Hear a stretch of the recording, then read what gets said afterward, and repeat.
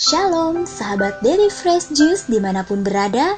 Kembali lagi dalam Renungan Fresh Juice edisi OMK Minggu 22 Maret 2020 yang juga merupakan Minggu Prapaskah keempat.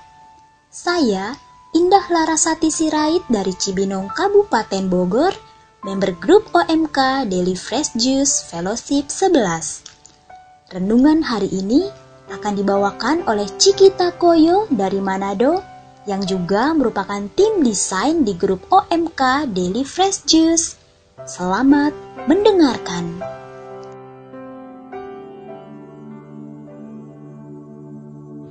Sahabat Fresh Juice yang terkasih, pada hari ini saya Cikita Koyo dari Paroki Santo Antonius Padua Tataaran, Minahasa, mengajak pendengar setia Daily Fresh Juice untuk membaca dan merenungkan sabda Tuhan yang diambil dari Injil Yohanes pasal 9 ayat 1-9, ayat 13-17, ayat 34-38. Inilah Injil Yesus Kristus menurut Yohanes. Waktu Yesus sedang lewat, ia melihat seorang yang buta sejak lahirnya.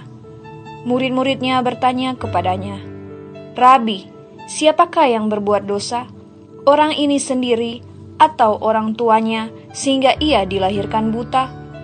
Jawab Yesus, "Bukan dia dan bukan juga orang tuanya, tetapi karena pekerjaan-pekerjaan Allah harus dinyatakan di dalam dia. Kita harus mengerjakan pekerjaan Dia yang telah mengutus aku. Selama masih siang, akan datang malam, di mana tidak ada seorang pun yang dapat bekerja. Selama aku di dalam dunia, akulah terang dunia."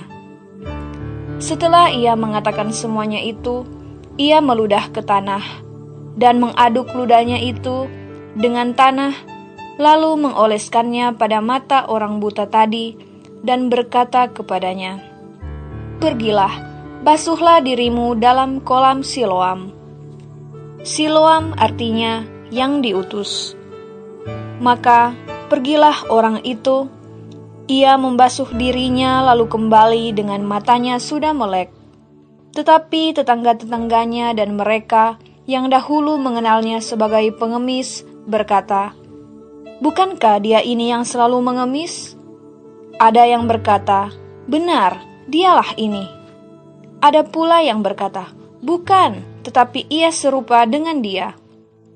Orang itu sendiri berkata, "Benar, akulah itu."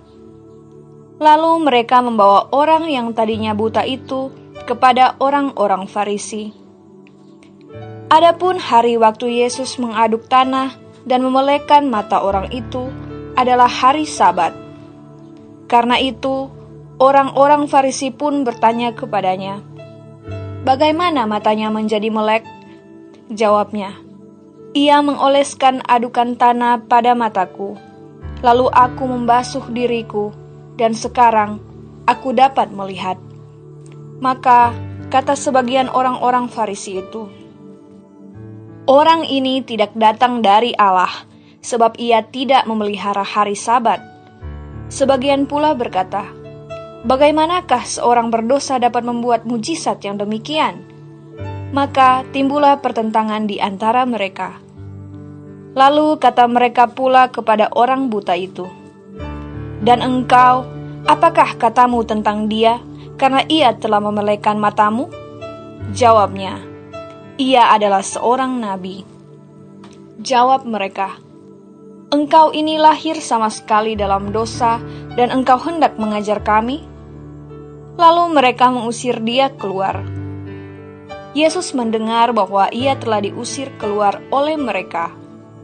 Kemudian ia bertemu dengan dia dan berkata, "Percayakah engkau kepada Anak Manusia?" Jawabnya, "Siapakah dia, Tuhan, supaya aku percaya kepadanya?" Kata Yesus kepadanya, "Engkau bukan saja melihat dia, tetapi dia yang sedang berkata-kata dengan engkau, dialah itu." Katanya, "Aku percaya Tuhan." Lalu ia sujud menyembahnya. Demikianlah Injil Tuhan. Terpujilah Kristus.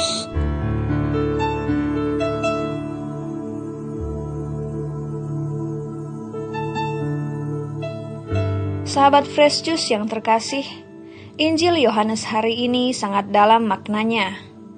Kita mendengar bagaimana orang buta yang sejak lahir disembuhkan oleh Yesus.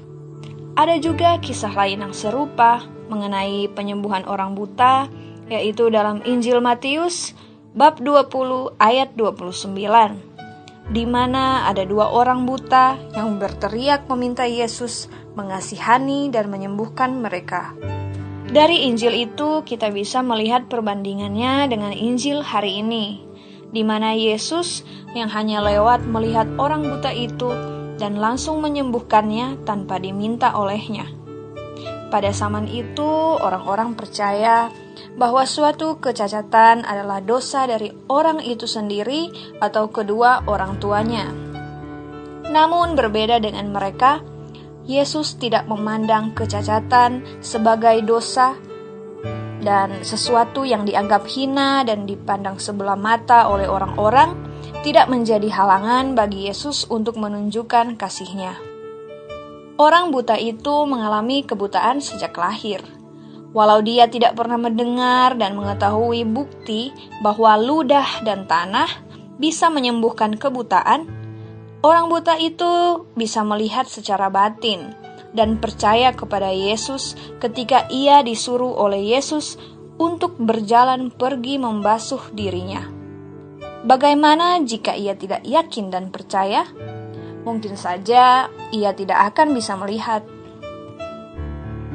Sahabat Fresh Juice, dari kisah ini Tuhan mengajak kita untuk melihat bahwa situasi yang buruk pun bisa menghasilkan kemuliaan bagi Tuhan. Kebutaan orang itu bukanlah salahnya. Melalui kebutaannya Tuhan berkarya. Mungkin dalam hidup kita sering bertanya, apa bagusnya saya mengalami penderitaan dan kesulitan dalam hidup? Apa manfaatnya? Karena semuanya tidak mengenakan.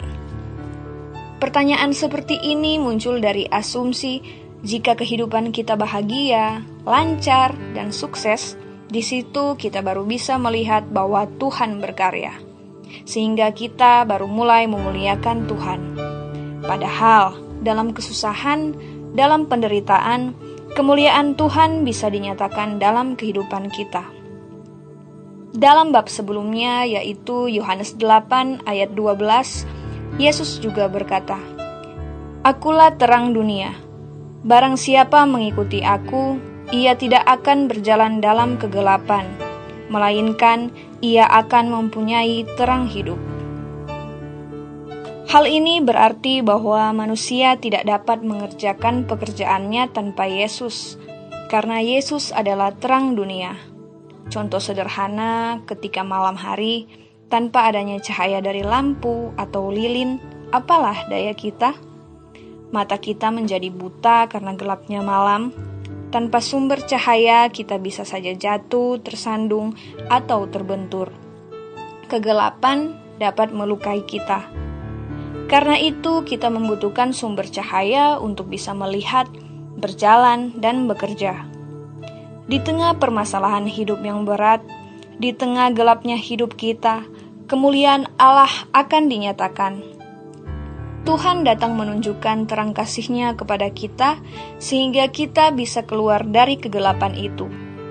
Tuhan ingin, sebelum maut tiba, sebelum akhir dunia tiba, Tuhan ingin memberikan kesempatan kepada kita untuk berlomba-lomba mencari terang Tuhan. Karena apabila waktunya sudah tiba, sebagian dari kita yang tinggal di kegelapan tidak akan bisa lagi bekerja.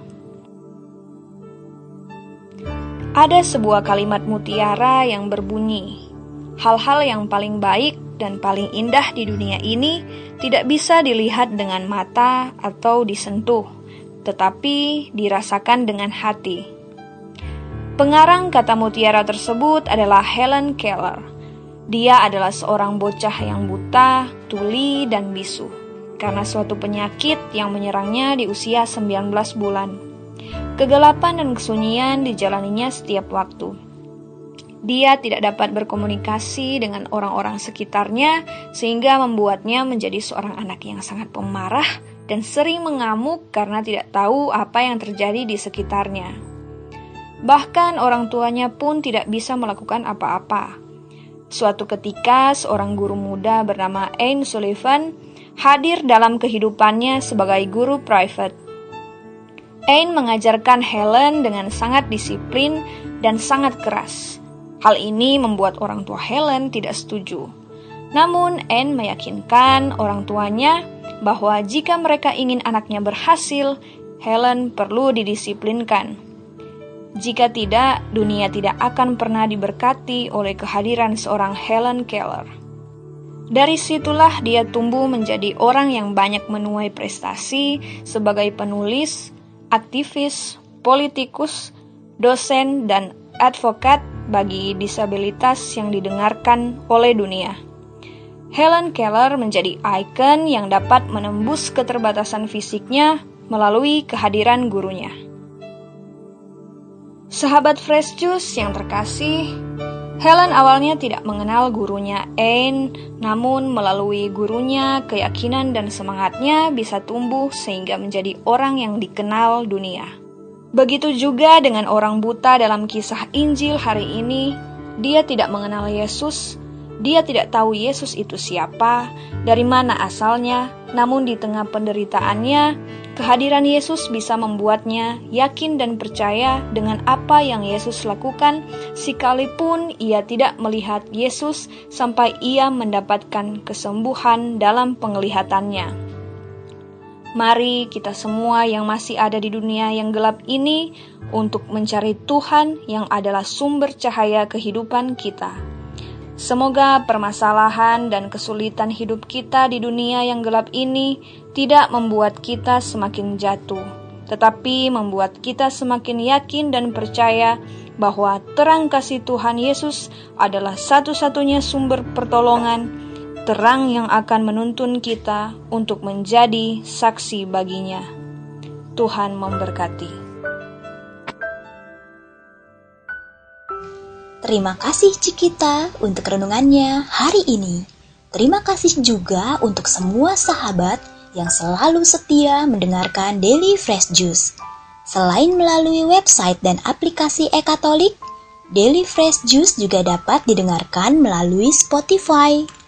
Dan bagi sahabat yang ingin bergabung dalam grup WhatsApp Daily Fresh Juice, dapat mengirimkan pesan ke Instagram @salamfreshjuice. Saya Indah mohon pamit, selamat berhari Minggu, Tuhan Yesus memberkati. Salam Fresh Juice.